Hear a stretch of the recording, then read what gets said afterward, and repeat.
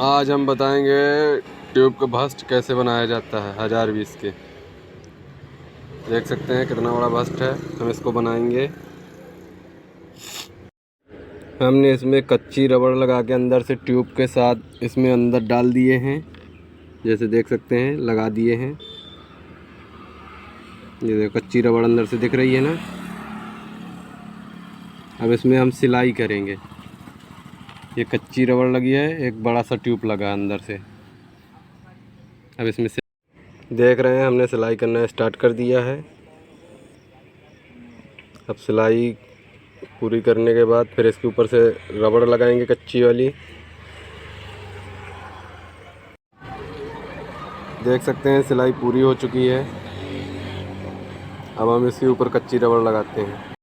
इसमें हम सॉल्यूशन लगा चुके हैं। अब इसमें रबड़ लग के ये पकने के लिए तैयार हो चुका।